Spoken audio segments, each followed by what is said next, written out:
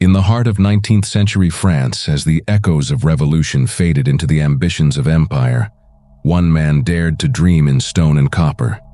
His vision would rise above the waters of a distant land, a beacon of hope, freedom, and defiance. That man was Frédéric Auguste Bartholdi, the sculptor whose genius gave birth to one of the most recognizable monuments in human history, the Statue of Liberty. But who really was this man? Was he simply an artist who carved a statue, or was he something more? A visionary who saw beyond politics and borders, embedding within Lady Liberty's secrets only the initiated could understand? Did he design a symbol of democracy, or was his creation rooted in deeper traditions, drawing from Freemasonry, ancient Egypt, and the hidden philosophies of the Enlightenment? From the narrow streets of Colmar to the grand boulevards of Paris, from the chaos of war-torn Europe to the promise of a new world across the Atlantic, Bartholdi's life reads like an epic of art and ambition. He sketched pyramids, walked among pharaohs' tombs, and imagined colossal statues that could speak to generations yet unborn. Some say he was inspired by ancient colossi. Others claim he saw the statue as a gift, not just to America, but to humanity itself, a modern lighthouse of Alexandria meant to illuminate both sea and soul. Yet behind the marble and copper lies a story rarely told, of political intrigue, personal sacrifice, and a man who carried within him the dreams of two continents. Today, we journey beyond the plaque and the postcards to uncover the truth. Behind the man who built the torchbearer of freedom, prepare to explore the hidden layers of Frédéric Auguste Bartholdi, the sculptor, the traveler, the mystic, and perhaps the secret architect of a symbol that changed the world.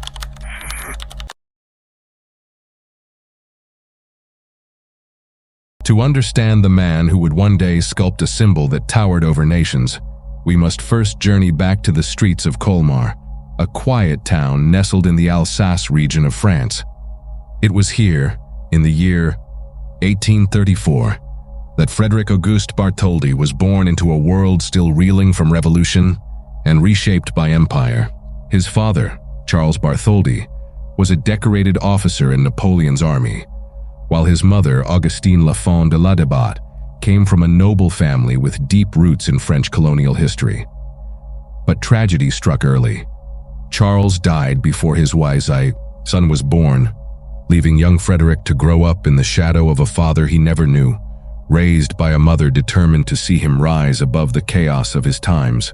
France in the mid-19th century was a nation caught between past glories and uncertain futures. The monarchy had fallen, the republic had risen and crumbled, and the specter of political unrest loomed over every city and village. Yet amidst this turbulence, art flourished. The Romantic movement had taken hold, celebrating emotion, grandeur, and heroism. For a boy like Bartholdi, growing up surrounded by the crumbling remnants of feudal castles and the newly erected monuments of the July monarchy, the idea that sculpture could shape national identity was not just theory, it was destiny. From an early age, Bartholdi displayed a fascination with scale and symbolism. While other children played in the fields, he sketched ancient statues and imagined colossal figures rising from the earth itself. He was particularly captivated by the Colossus of Nero in Rome and the monumental statues of Egypt, massive works that seemed to defy time itself. His mother, recognizing both his talent and ambition, encouraged his artistic pursuits, eventually sending him to study under the renowned sculptor Antoine-Louis Barye in Paris. There, among the marble dust and classical busts, Bartholdi honed his craft, but more importantly, he began to dream. Paris at the time was a crucible of ideas, where artists, politicians, and philosophers mingled in cafes and salons. The city was undergoing a transformation under Baron Haussmann, and the air was thick with visions of modernity and progress. It was also a place of political fervor, and Bartholdi, though primarily an artist, could not escape the currents of ideology sweeping through Europe. He became deeply interested in the concept of liberty, not as an abstract notion, but as a living force that could be embodied in stone and bronze.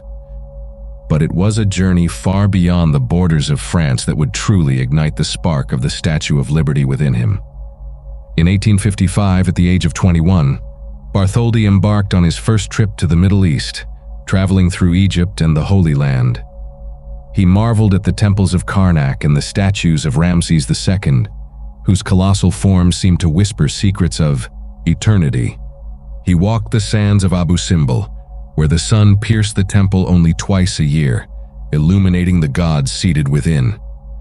These experiences left an indelible mark on him, proof that art could transcend time, that symbols could outlive empires. Upon returning to France, Bartholdi began sketching plans for a massive statue, one that would stand at the entrance of the Suez Canal, modeled after the Egyptian fellahin women he had encountered during his travels. Though the project was never realized, the seed had been planted. The idea of a monumental figure welcoming travelers to a new era of progress, enlightenment, and perhaps even freedom was beginning to take shape. But it would take a war, a friendship with a visionary politician, and an ocean crossing to bring that vision to life. For now, Bartholdi remained in France, navigating the treacherous waters of artistic patronage and political upheaval. He served briefly in the Franco-Prussian War, witnessing firsthand the devastation that conflict could bring. It was during these years that his belief in unity, resilience, and shared ideals grew stronger.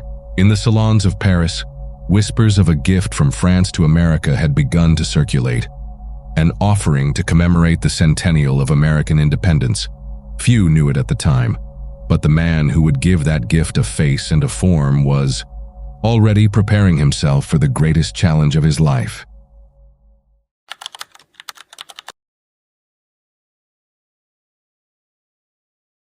It was not in the salons of Paris or the foundries of Colmar that Bartholdi first glimpsed the idea that would define his legacy. It was beneath the burning sun of Egypt, where the sands whispered secrets of forgotten empires and colossal statues, stood as silent sentinels of time. In 1855, at just 21 years old, Frédéric Auguste Bartholdi set out on a journey that would shape the course of his life and ultimately give birth to one of the most powerful symbols of modern civilization.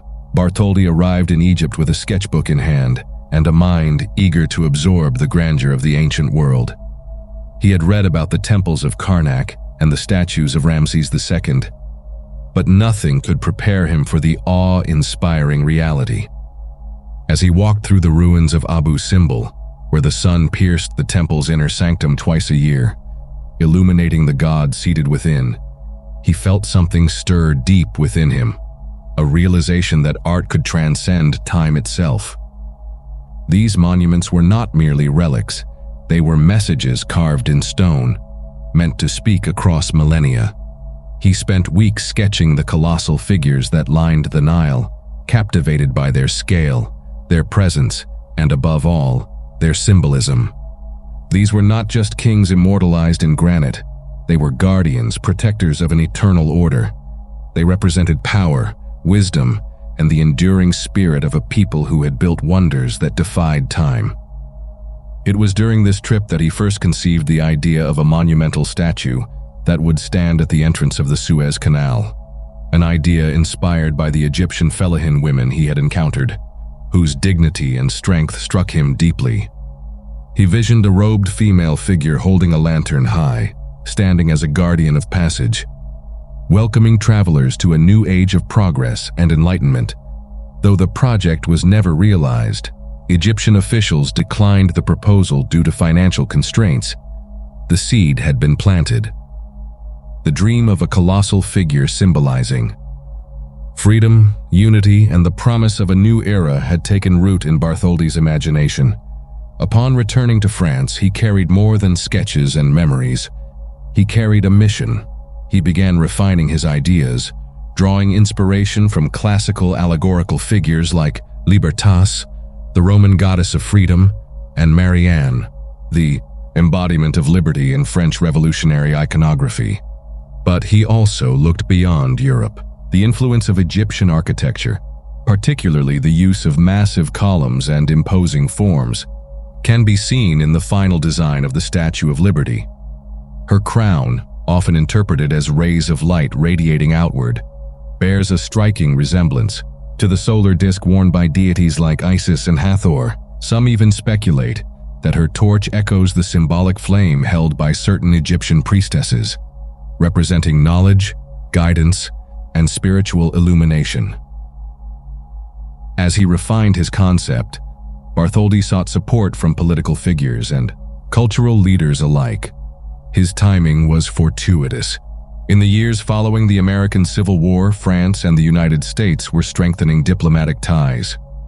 Among those who took interest in his idea was Édouard René de La Boulaye, a prominent French lawyer and abolitionist who saw in Bartholdi's vision not just a gift of friendship, but a powerful statement of shared ideals. La Boulaye believed that the statue should serve as a reminder of the importance of liberty and democracy, especially in a post-slavery America struggling to redefine its identity. Together, they began shaping what would become the most ambitious artistic collaboration between two nations in history. The statue would not merely be a monument, it would be a message in copper and steel, a declaration that freedom must endure, no matter the cost. And so, with the backing of intellectuals and statesmen, Bartholdi embarked on the greatest challenge of his career, not only to build a statue, but to build a symbol.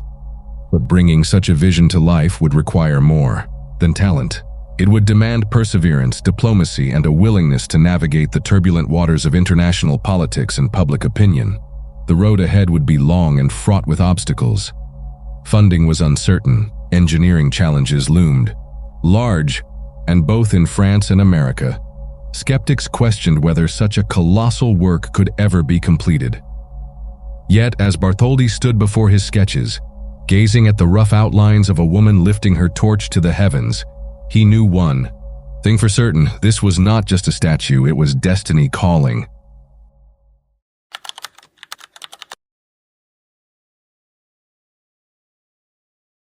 With the vision set and the mission clear, Frédéric Auguste Bartholdi now faced the most daunting challenge of all: transforming an idea into reality. The Statue of Liberty would not simply be a statue, it would be an engineering marvel, a feat of artistry and science that had never been attempted before on such a scale. It was one thing to sketch a towering figure holding a torch aloft in the light of inspiration. It was another to make her stand tall against the storms of the Atlantic and the test of time. Bartholdi returned to Paris with his mind brimming with ideas, sketches, and the weight of history pressing upon him. He knew that to bring this dream to life, he would need more than artistic talent. He would need allies, engineers, and a team capable of turning imagination into iron and copper.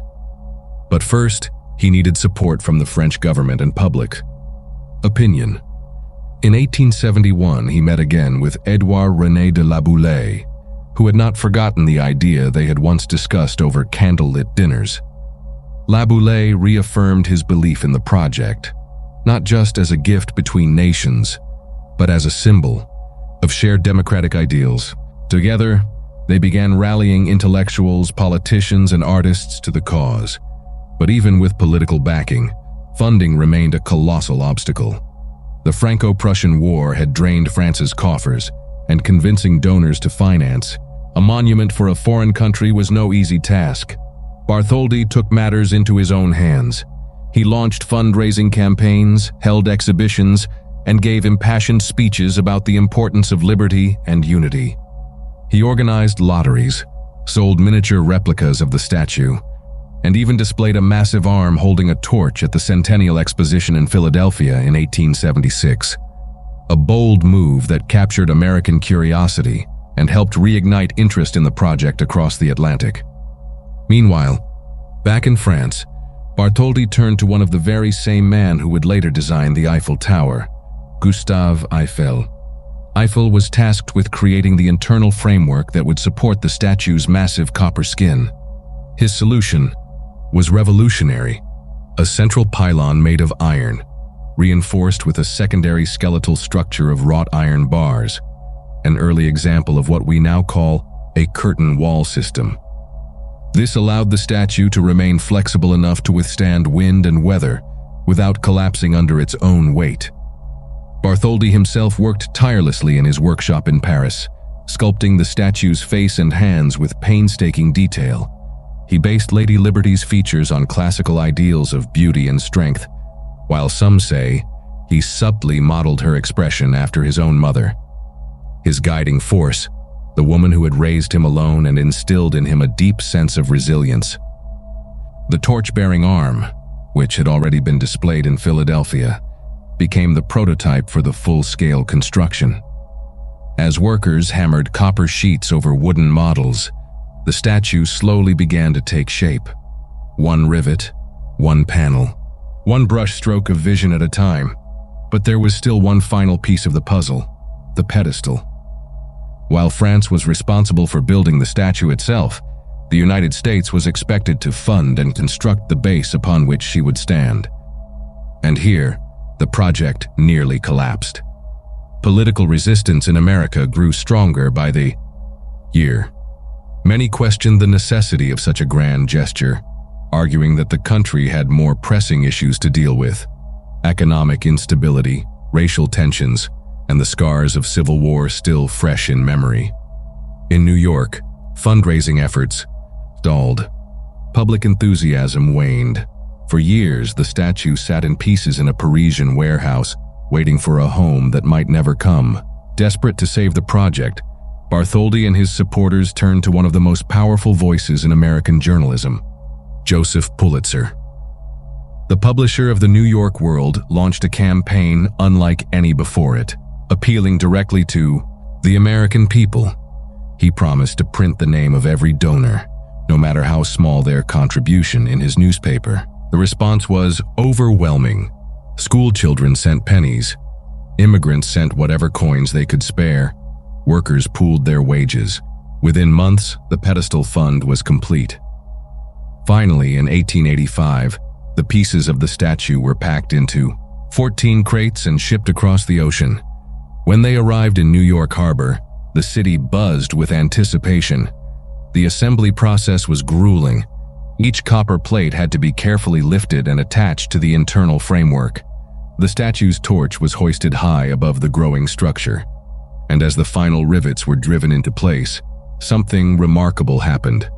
The people of New York began to see her not just as a monument, but as a living presence among them. On October 28, 1886, in front of thousands of spectators, President Grover Cleveland dedicated the Statue of Liberty. Bartholdi stood among the crowd, watching as his creation was unveiled to the world. She was more than a sculpture now. She was a symbol, a promise, a message carved in copper and steel. Yet behind the ceremony, beneath the applause and fireworks, there lingered a deeper question. Had Bartholdi built merely a gift of friendship, or had he embedded within her form something far greater? Was Lady Liberty only a beacon for immigrants arriving on America's shores? Or did she also carry echoes of ancient wisdom, hidden meanings, passed down through generations? To understand that, we must look beyond the statue herself, to the secret influences that shaped her creator's mind.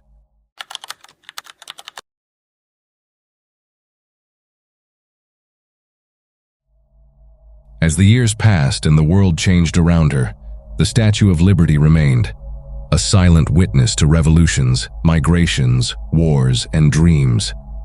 She stood tall through 2 world wars, the Great Depression, the Civil Rights Movement, and the dawn of the digital age.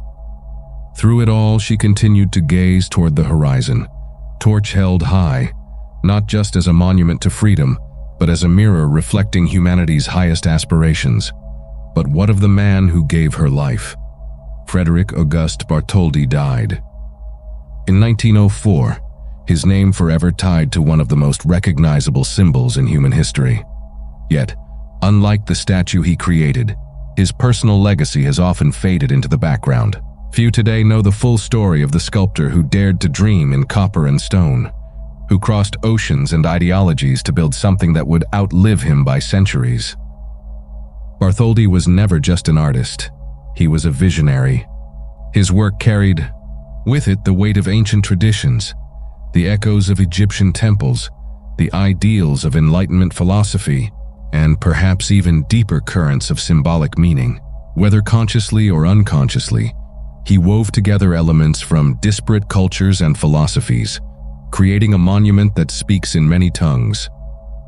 And like all great symbols, the Statue of Liberty evolved beyond its original intent. In the early decades after its unveiling, the statue was primarily seen as a gift between nations, a symbol of Franco-American friendship. But as waves of immigrants arrived on American shores, fleeing persecution and poverty in search of a better life, Lady Liberty took on a new role. She became their first glimpse of hope, the promise of opportunity, the embodiment of the American dream. Ellis Island became a gateway not just to a country, but to a new identity, and the statue stood as its guardian. Over time, her meaning expanded further. During World War II, she became a rallying symbol for democracy against tyranny. In the 1960s, she was invoked during the struggle for civil rights, representing the unfulfilled promises of equality and justice. Today, she appears on everything from postage stamps to protest signs, a universal emblem of resistance, unity, and aspiration. Yet behind the public image lies a more enigmatic side to Bartholdi himself. Some researchers have suggested that he was influenced by secret societies such as Freemasonry, Rosicrucianism, and even Hermetic traditions. While there is no conclusive evidence that he was formally initiated into any of these groups, he moved in circles where such ideas flourished. His fascination with ancient symbolism, his travels to Egypt, and his use of allegorical figures in his sculptures suggest a mind deeply attuned to the language of hidden knowledge. Could it be that, like the alchemists of old, Bartholdi saw his work as more than physical creation? Could he have believed that art had the power to transform consciousness, to awaken something within those who beheld it? If so, then the Statue of Liberty may be more than a national icon. It may be a vessel of meaning, a cipher waiting to be understood. Even in death, Bartholdi's presence lingers.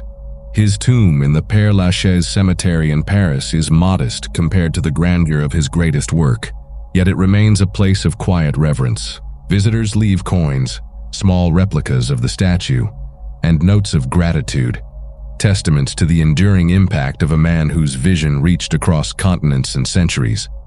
And so, while the world sees only a statue standing in New York Harbor, those who look closer see something more.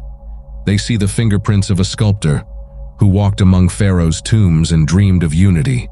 They see the influence of forgotten gods and ancient wisdom. They see a message carved not just in copper, but in time itself. Because in the end, Frédéric Auguste Bartholdi did not merely build a statue, he built a legend